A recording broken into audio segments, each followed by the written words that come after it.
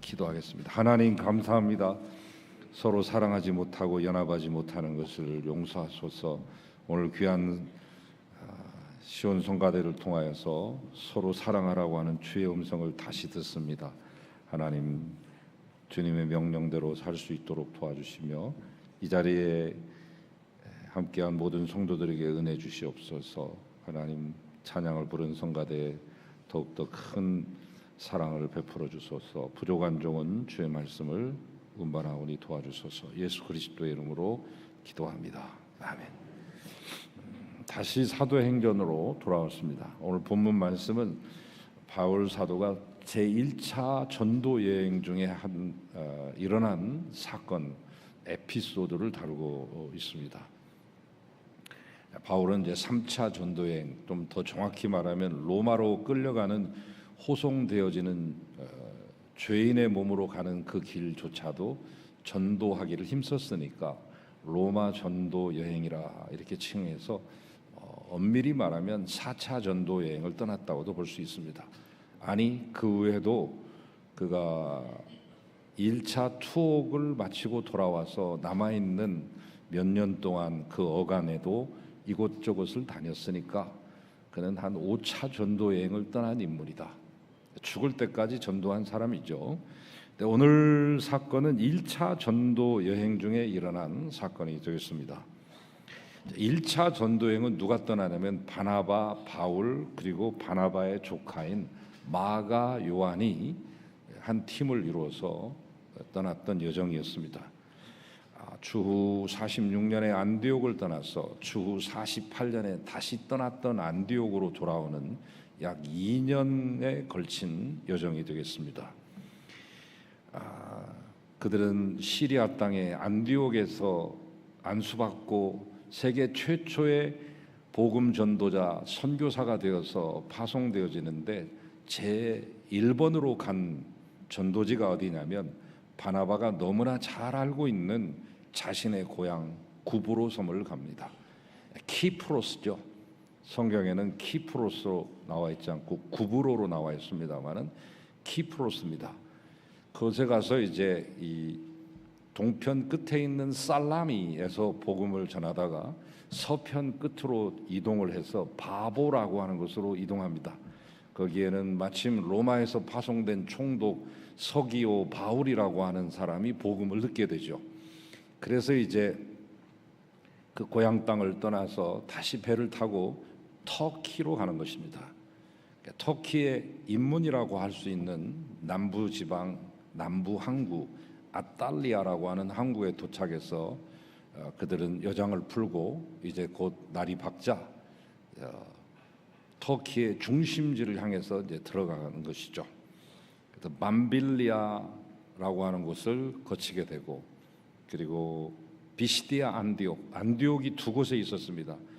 파송받은 시리아에 있는 안디옥과 터키에 있는 비시디아 안디옥이 있는데 비시디아 안디옥까지 복음을 전합니다.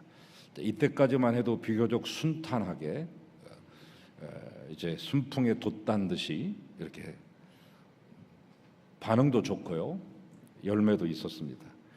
그 다음으로 이제 넘어간 오늘 루가오니아 지방이라고 하는데, 터키에는 이제 카파도키아랄지 또는 맘빌리아랄지 갈라디아랄지 이런 지방으로 이렇게 도시의 이름이 아니라 지방, 지역으로 이렇게 나누게 되는데 그 가운데 루가오니아라고 하는 지역이 있습니다. 그 루가오니아 지역의 수도인 이고니온, 지금은 꼬니아라고 불리우는, 저도 그곳에서 하룻밤을 묵어 온 적이 있습니다만 꼬니아라고 하는 그곳에서 복음을 전하는데 핍박이 심합니다. 갈수록 심합니다. 꼬니아를 지나 루스드라를 거쳐 더베까지 가는 동안에는 핍박의 여정이었습니다. 자칫 잘못하면 이고니온에서 돌 맞아 죽을 뻔했습니다. 빨리 철수해가지고 루스드라까지 39km를 아주 빠른 속도로 이동해서 루스드라 성에 입성하게 되는 것이죠. 오늘 본문 말씀은 바로 그 루스드라에서 일어난 사건을 보여주고 있습니다. 지금까지 바울과 바나바는 전도 여행 중에 주로 복음을 전하는 말씀 사역에 전념했습니다. 그러나 오늘 루스드라에서 바울은 제일 먼저 맞닥뜨린 사람이 장애인이었습니다. 나면서부터 발을 쓰지 못해서 걷지 못하는 사람, 평생의 소원이 한번 걸어보고 죽는 것이 소원인 사람, 그 사람을 만나서 치유 사역으로 바로 들어가고 있습니다. 복음서에도 예수님의 주 사역 가운데 세 가지를 우리는 들잖아요.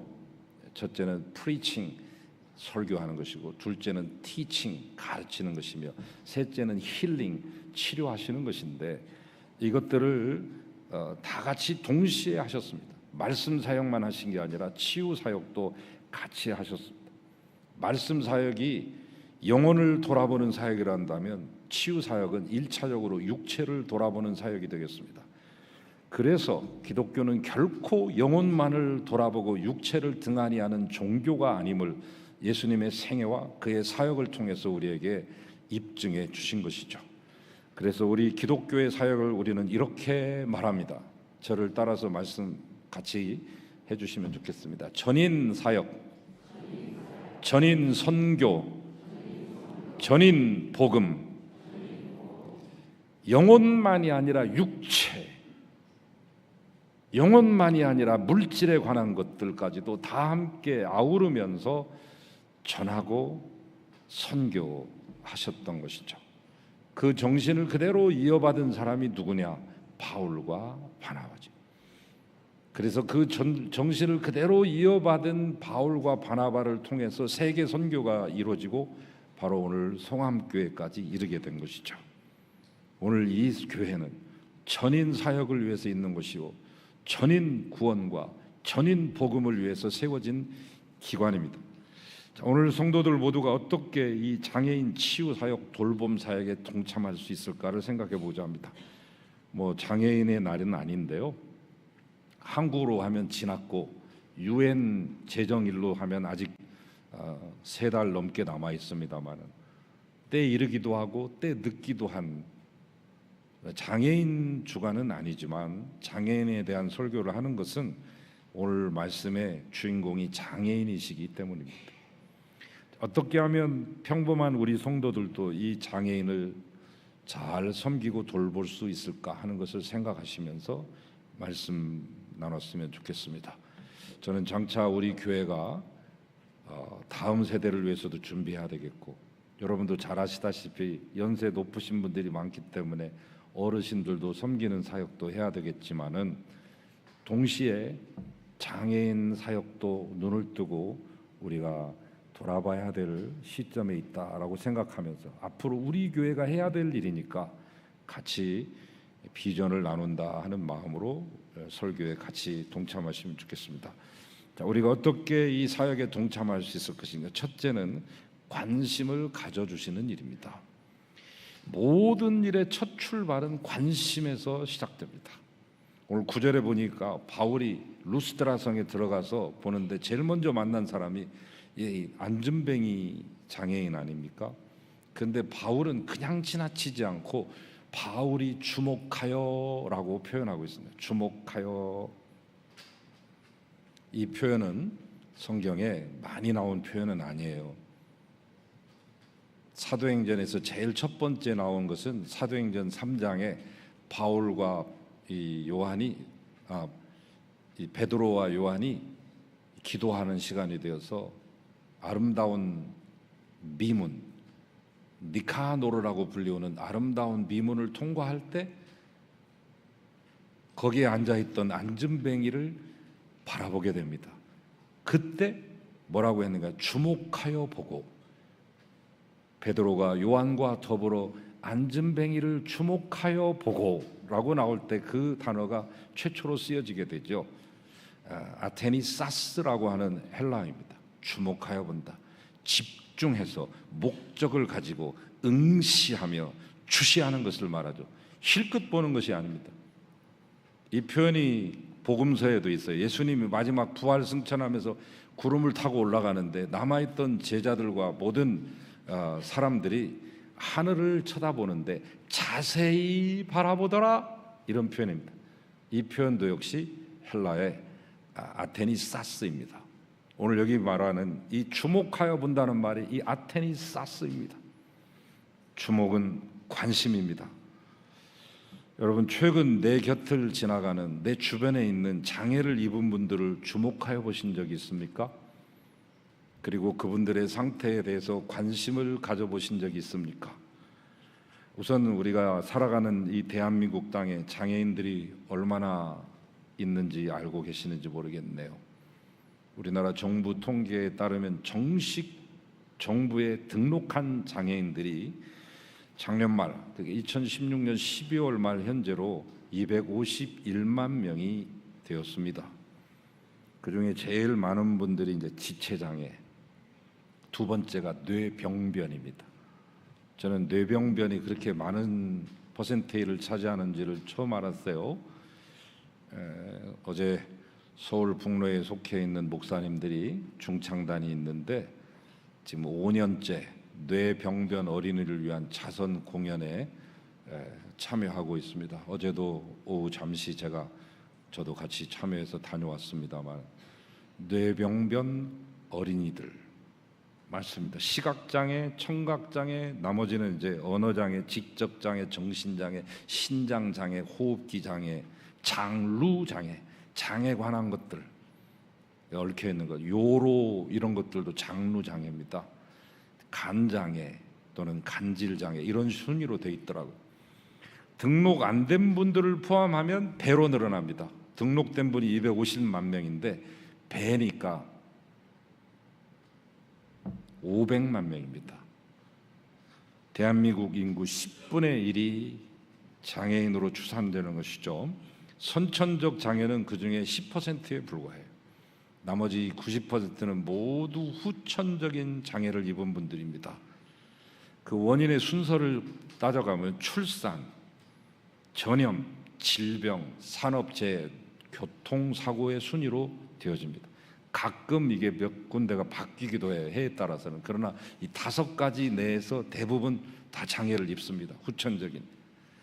그 말은 무엇을 말하느냐? 우리 모두 장애인의 가능성에서 예외가 아니라는 사실. 그래서 사실상 우리 모두가 다 예비 장애인으로 이 땅에서 살고 있습니다. 저도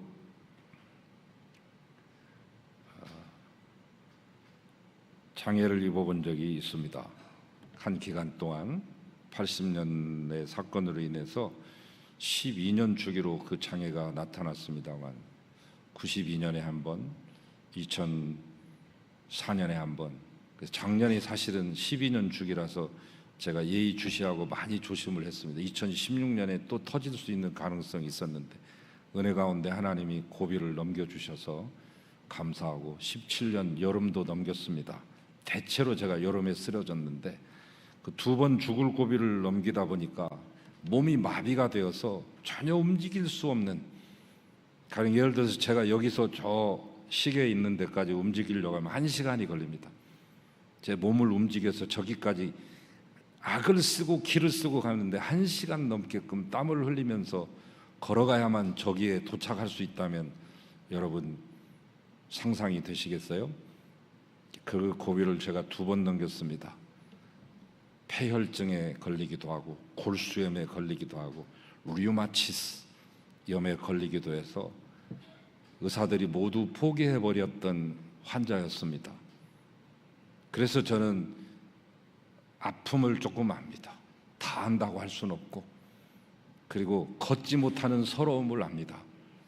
제가 아파 보니까 걷지 못하는 서러움이 제일로 그런 것 같아요. 손 하나 다친 것은 그냥 어디든지 갈 수는 있잖아요. 머리 다친 거, 귀 다친 거, 배 아픈 것도.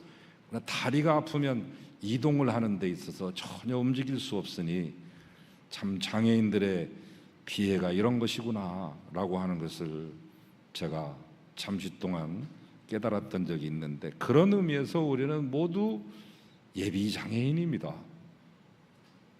그런데 어떻게 우리가 그들에게 관심 갖지 않을 수 있겠습니까? 성경에 보면 예수님은 이런 장애인들은 그대로 지나치지 않습니다.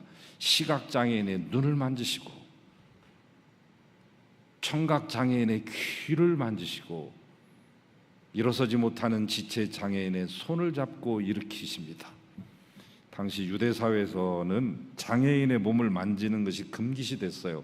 단순히 시체를 만지는 것이 금기시 된 것이 아니라 장애인의 몸에다가 손대는 것조차도 금기시 됐습니다. 그러나 예수님은 이런 사회적 금기를 모두 깨뜨립니다.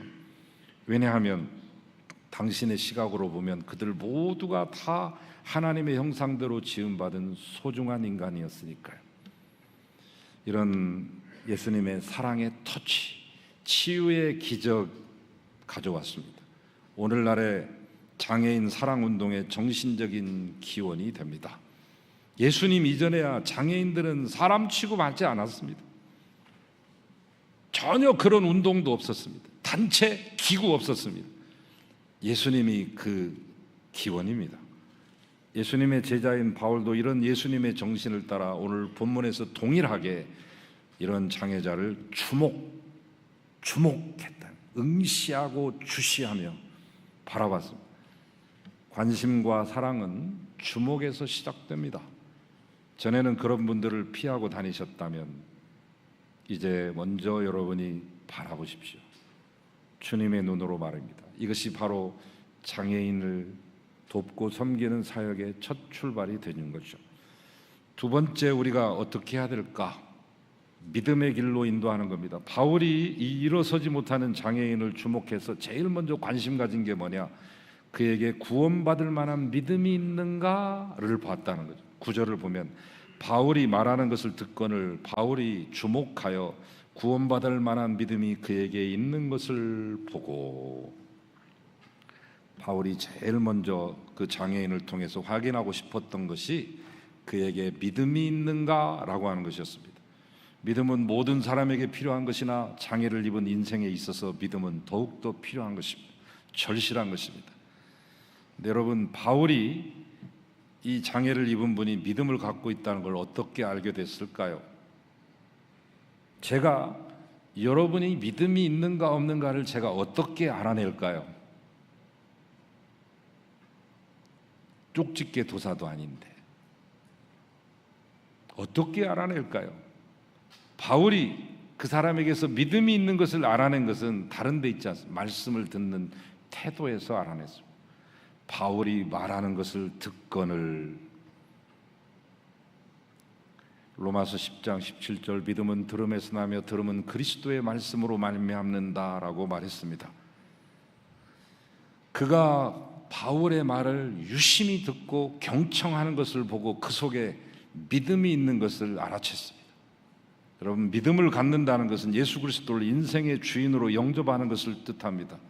장애인의 인생의 주인이 되어 주님이 만나 주실 때 그 누구보다도 더 확실하고 그 무엇보다도 더 안전한 인생의 안내자가 되어 주시지 않겠습니까? 그래서 우리가 장애인들에게 제공할 여러 도움이 필요합니다. 돈도 필요하고요, 물질적인 지원도 필요하고요, 관심도 필요하고요, 허다못해 이제 번듯하게 화개 사거리가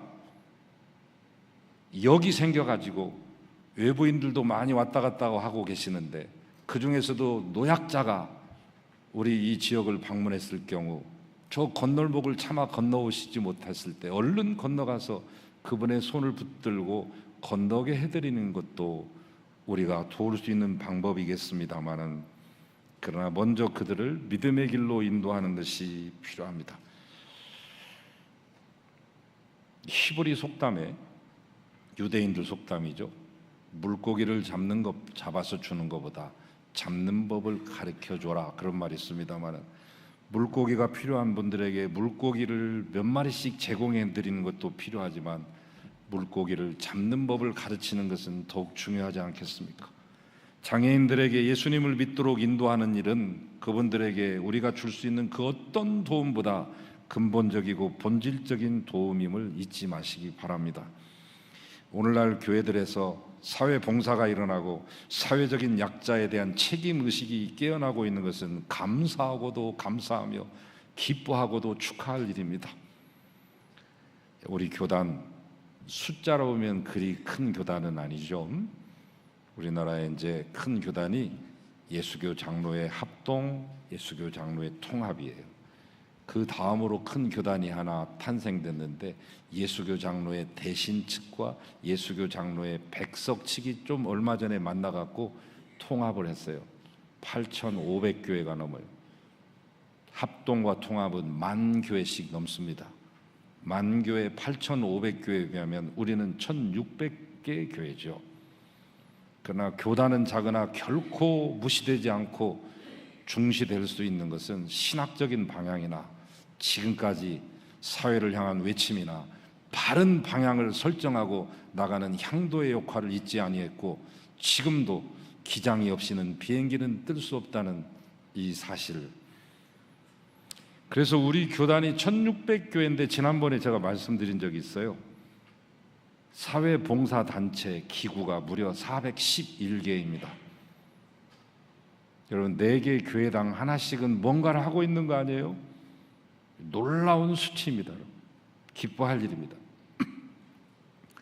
그러나 우리는 이런 사회적인 책임을 감당하면서도 복음 전도의 우선순위를 결코 망각해서는 안 됩니다. 우리가 우리의 이웃들에게 제공할 수 있는 가장 위대한 것, 그 무엇으로도 대체할 수 없는 것은 복음이죠. 복음은 뭡니까? 예수 그리스도를 믿으면 우리가 의롭다함을 얻고 죄사함을 얻는다는 것입니다.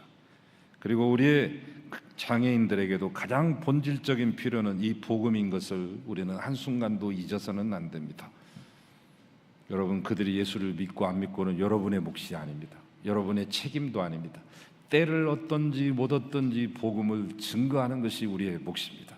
나머지는 성령께서 하실 것이기 때문에 두려워하실 것이 없습니다. 마지막으로 우리가 주목해서 봐야 되고요, 관심을 갖는다는 거죠. 두 번째는 믿음의 길을 제시해 주는 것이고, 세 번째는 그것으로 끝나지 않고 할 수 있는 한 최대의 도움을 제공하는 것입니다. 복음서에 보면 예수님께서 중풍병자를 고치실 때 먼저 하신 말씀이 있어요. 지붕 뜯어갖고 막 친구들이 줄로 달아내가지고 예수님의 코앞에다가 중풍병자를 내려 놓았을 때 예수님이 그 중풍병자를 보고 첫 번으로 하신 게 있습니다. 중풍병자로 하여금 죄 사함의 확신을 갖게 하시잖아요. 그러니까 중풍병자 보고 느닷없이 야, 네 죄 사함을 받았느니라, 이 말씀을 선포합니다. 일어나라 먼저 하지 않았습니다. 너의 죄 사함을 받았느니라 그랬습니다. 그것이 그의 근본적이고 본질적인 영적인 필요인 것을 예수님이 아셨기에 아마도 이 사람의 마음 깊숙한 곳에 죄책감의 갈등을 지니고 살은 것을 아신 것이죠. 그러나 예수님의 도움은 거기서 끝나지 않았어요. 너 죄 사함 받았어? 끝! 이렇게 하고 예수님이 손 털고 그 집 나간 것이 아니잖아요. 다음으로 하신 게 있잖아요. 내 상을 들고 일어나 걸어라. 예수님으로서 주실 수 있는 도움이었기 때문에 그 일도 하신 것이죠. 우리가 우리 이웃들에게 영적인 도움만 제공하고 이웃들의 실제적인 필요에 대해서 눈감아 버린다면 우리의 이웃은 우리의 사랑의 진정성을 의심하게 될 것입니다. 그래서 할 수 있는 도움을 우리는 결코 외면해서는 안 되는 것입니다. 오늘 본문에 보면 사도 바울이 이 걷지 못하는 지체 장애자를 향하여 명령하죠. 10절, 큰 소리로 이르되 내 발로 일어나 서라 하니 그 사람이 일어나 걷는지라. 이 부분은 사도들이 당시에 할 수 있는 위임된 사안이에요. 월권한 거 아니에요. 예수님의 권한을 월권한 거 아니에요. 위임됐어요. 사도행전 4장 3절, 두 사도가 오래 있어 주를 힘입어 담대히 말하니 주께서 그들의 손으로 표적과 기사를 행하게 하여 주사 자기 은혜의 말씀을 증언하시니. 할 수 없는 일이었다면 그들은 감히 시도도 하지 않았을 것입니다. 사실 우리가 모든 것을 다 할 수 있다고 생각하는 것은 내가 피조물이라는 것 사실을 망각한 것이죠. 흥미로운 것은 이런 표적과 기사를 바울과 바나바가 행하면서도 그것이 자기의 능력이 아닌 것을 그들은 분명히 인지하고 있었다는 것입니다. 그래서 이 기적 사건 이후에 난리가 났어요. 루스드라가 뒤집어진 거예요. 완전히. 루스드라에 사는 사람들이 자기 방언이 터졌어요. 원래 이 루스드라라고 하는 것은 로마의 퇴역 장교들이 많이 와 있습니다. 예비역 장교들이 많이 사는 곳이에요. 그리고 나머지는 별로, 거기 토박이들은 별로 교육을 많이 받은 사람들이 아니에요. 무지랭이들이 많습니다. 유대인도 별로 없습니다. 왜냐하면 뭘 보면 아냐면 유대인들은 10명이 모이면 최소 회당 하나씩 만들어야 돼요. 그런데 루스드라에 회당이 없는 것을 보면 유대인 10명도 안 사는 곳입니다. 거기 토박이들, 원주민들이 많이 사는 곳이라고 보면 되는데 언어를 3개를 씁니다. 하나는 로마, 라틴어죠. 하나는 헬라어, 그리스어죠. 또 하나는 그 자기의 고유 방언, 루가오니아 방언을 쓰는 것이죠. 이 놀라운 광경을 보니까 방언이 터져 나온 거예요. 자기들끼리 알아듣는 소리로 막 얘기하는 거예요. 야, 신이 강림하셨다 그랬습니다. 일찍이 그런 걸 본 적이 없거든요. 사람이 다급하면 자기 방언이 나오는 겁니다. 칼기 폭파 사건의 주범인 김현이 마윰이라고 하는 일본 가명을 쓰고 일본 사람 행세를 했지만 국정원, 당시에 중앙정보부에게 끌려 들어와가지고 취조를 받는 동안 여자가 담당했어요. 여자 취조관이 기지를 발휘해서 정체를 밝혀냅니다. 일본 사람이라고 하고 일본만도 일본 사람 뺨치게 잘하고 하니까 깜빡 넘어가서 속을 뻔했는데 마지막 한번 테스트를 하는 거죠. 뜨거운 물을 앞에다 놓고 이거 마시라고 하니까 딱 잡는 순간 김현희가 아 뜨거 그랬습니다. 아 뜨거는 일본말로 잘 안 나왔나 봐요. 아 뜨거. 그래서 한국 사람이 이미 밝혀지듯이 이 사람들이 자기 평상시는 라틴어도 쓰고 헬라어도 쓰고 막 이렇게 합니다. 우리나라 사람들이 이제 일제시대 때 일본말 서로 쓰고 부부끼리도 일본말 쓰고 이렇게 많이 했잖아요. 그러다가도 막 닥치게 되면 우리나라 말이 나오게 되듯이 루가오니아 방언이 터져가지고 와 스스와 허메가 강림하셨다. 그래서 스스는 제우스입니다. 신중의 우두머리 제우스. 그리스식으로 오면 제우스, 로마식으로 하면 주피터가 되겠습니다. 또 허메는 뭐냐면 제우스 신의 입입니다. 대변인. 말을 많이 하는 사람이에요. 허메, 헤르메스, 로마식으로 말하면 머큐리입니다. 우리 이 루스드라디 촌 시골 땅에 신들께서 강림하셨다. 특별히 그 마을은 제우스 신과 헤르메스 신을 잘 섬기는 신이에요. 옛날에 무슨 일이 있었냐면 이 동네에 홍수가 났는데 헤르메스 신과 이 제우스 신이 이 마을을 방문했는데 모두가 못 알아보고 딱 가난한 부부 두 노부부만 알아본 채 나머지는 모두 못 알아봤기 때문에 홍수가 나가지고 이 마을을 전멸시켰다. 홍수 사건을 그렇게 해석한 거죠.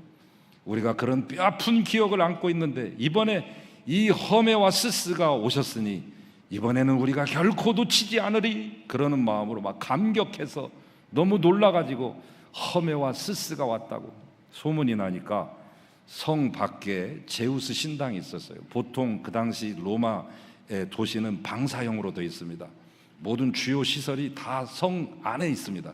그래서 방사형으로 이렇게 지금 파리 시내처럼 방사형으로 퍼져 있는데 유독 이 루스드라에서만 성 밖에 제우스 신당이 있는 거예요. 그 신당을 주관하고 있는 책임 관리자 제주가 황소를 한 마리를 몰고 옵니다. 황소도 신입니다. 타우로스. 황소를 가지고 화관을 만들어 가지고 목에다가 걸어주려고 하고 이 황소를 잡아갖고 제사를 드리려고 한 거예요. 바울과 바나바에게. 이 모습을 보고 아무리 말을 해도 말을 안 듣고 타일러도 말을 안 들으니까 마지막 방법으로 바울과 바나바가 옷을 찢습니다. 옷을 찢는 행위는 뭐냐면 이 비통함, 이 답답함과 비통함의 최후의 수단의 표시죠. 이러면 안 됩니다. 여러분 여기서 이러시면 안 됩니다. 이러면 안 되지. 이건 아니지. 그러면서 호소합니다. 우리는 신이 아니라고 말합니다. 여러분 자신들의 능력으로 말미암지 않은 것을 분명히 알았고 자신들의 한계를 지닌 인간임을 잊지 아니하고자 했습니다. 저도 목회를 하는 동안에 하나님이 은혜를 주셔서 많은 치유의 그런 은혜들이 많이 있었습니다. 기적과 같은 일도 있었고요. 죽을 뻔했던 거의 죽음 직전에 가사 상태에 있었던 몇 분들이 살아나기도 하고 했는데, 저는 가서 기껏 해가지고 그분이 살아났는데 가족들은 별로 안 좋아하더라고요. 살아난 분들이 그때 90살 뭐 이렇게 되시고 그랬는데, 저보고 왜 살려냈냐는 듯이 이렇게, 그래서 별로 이렇게 감사 인사를 받아본 적이 별로 없습니다만은, 그러나 제가 살린 게 아니잖아요. 하나님이 그분이 몇 년 더 사시는 게 필요하기 때문에 생을 연장시켜 주실 수도 있고 성령이 하신 것이지. 오늘 바울과 바나바도 마찬가지, 안전뱅이를 일으킨 것을 자기의 것이라고 하지 않았습니다. 오늘 하나님이 이 사건에서 사도 바울 일행에게 기적을 행하도록 위임하지 아니하셨다면 사도들은 자신이 할 수 있는 다른 도움의 방법이나 길을 찾았겠죠. 우리는 보통 기적을 정의할 때 이렇게 말합니다. 저나 여러분이나 다 머릿속에 그렇게 세뇌가 되어 있어요. 우리가 할 수 없는 것을 행하는 것이 기적이라고. 그러나 성경적인 기적은 그렇지 않습니다. 반드시 우리가 할 수 없는 일을 시도하면서 비롯된 게 아니라 할 수 있는 일을 기꺼이 하고자 했을 때 일어난 기적들이 많습니다. 모세에게 하나님이 야, 내 손에 든 것이 뭐냐? 저기 양칠 때 쓰는 지팡인데요. 그랬습니다. 그 지팡이를 내 손에 잡으라. 일생 동안 지도자로 활동하는 40년 동안 그 지팡이는 그의 손을 떠나지 아니하고 그 지팡이로 모든 기적을 행합니다. 다른 데 가가지고 진짜 좋은 나무를 꺾어오라거나 말씀하지 않았습니다. 아니면 티타늄 합금으로 된 특수 공법으로 만들어진 그 멋진 지팡이, 스타워즈에서나 나오는 것 같은 막 불빛이 나오고 레이저가 나오는 지팡이를 마련하도록 하여라, 이렇게 하지 않았습니다. 평상시 쓰고 있던 그 지팡이, 그것이 기적의 도구가 됩니다. 예수님의 오병이어의 기적도, 야, 사람들이 배고픈 것 같은데 너희들 뭐 좀 가져온 거 있냐?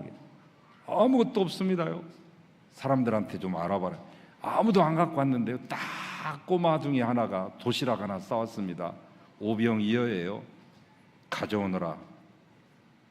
그 오병이어가 예수님께 드려지는 순간, 그 순간이 바로 기적의 순간입니다. 여러분, 기적은 할 수 있는 일을 기꺼이 하고자 했을 때 일어나는 것입니다. 할 수 없는 것, 내 손에 쥐어지지 않는 것을 가지고 탓하고 원망하고,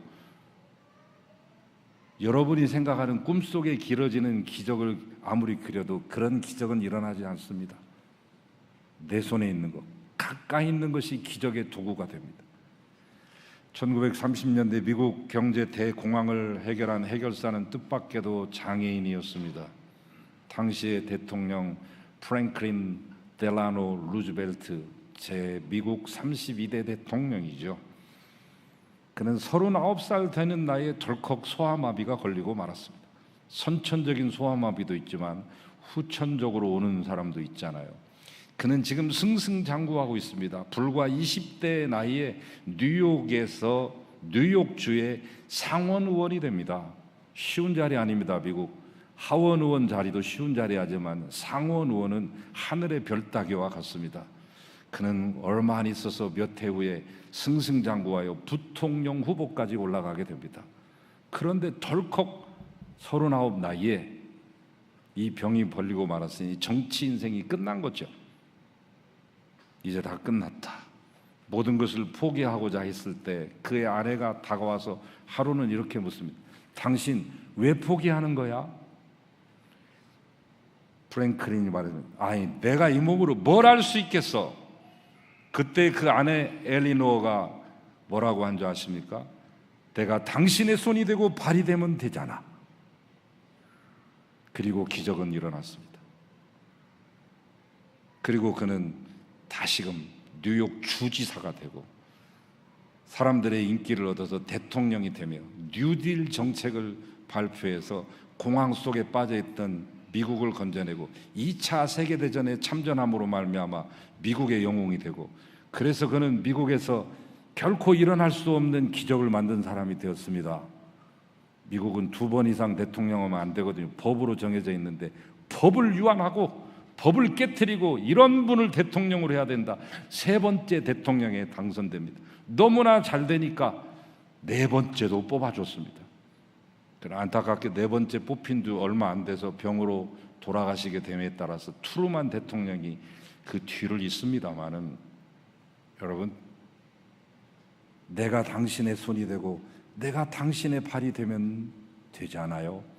했던 아내의 그 말이 기적을 낳은 것입니다.